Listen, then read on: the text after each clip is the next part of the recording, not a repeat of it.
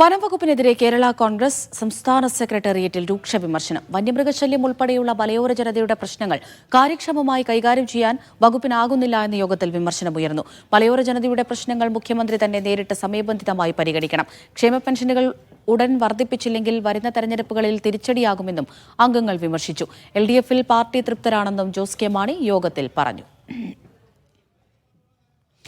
ജോസി ബാബു വിവരങ്ങൾ നൽകാനായി ചേരുന്നുണ്ട്. ജോസി, യോഗം ഇപ്പോഴും തുടരുകയാണ്. എന്തൊക്കെ വിഷയങ്ങൾ അംഗങ്ങൾ ഉന്നയിക്കുന്നുണ്ട്? അമൃത, യോഗം പുരോഗമിക്കുകയാണ്. പ്രത്യേകമായി വന്യജീവി ആക്രമണവുമായി ബന്ധപ്പെട്ടുകൊണ്ട് വനം വകുപ്പിനെതിരെ രൂക്ഷമായ വിമർശനമാണ് യോഗത്തിൽ ഉണ്ടായിരിക്കുന്നത്. വന്യമൃഗ ശല്യം ഉൾപ്പെടെയുള്ള മലയോര ജനതയുടെ പ്രശ്നങ്ങൾ കാര്യക്ഷമമായി കൈകാര്യം ചെയ്യാൻ വനം വകുപ്പിന് കഴിയുന്നില്ല എന്നതാണ് വിമർശനം.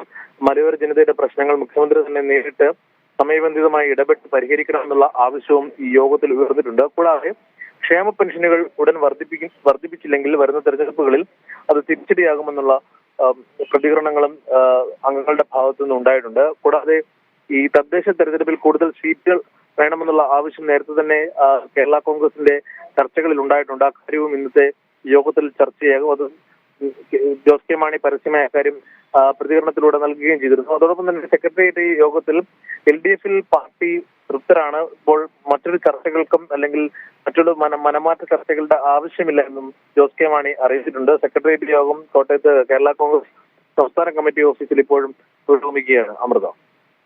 ശരി, ജോസി ബാബുവാണ് വിവരങ്ങൾ നൽകിയത്.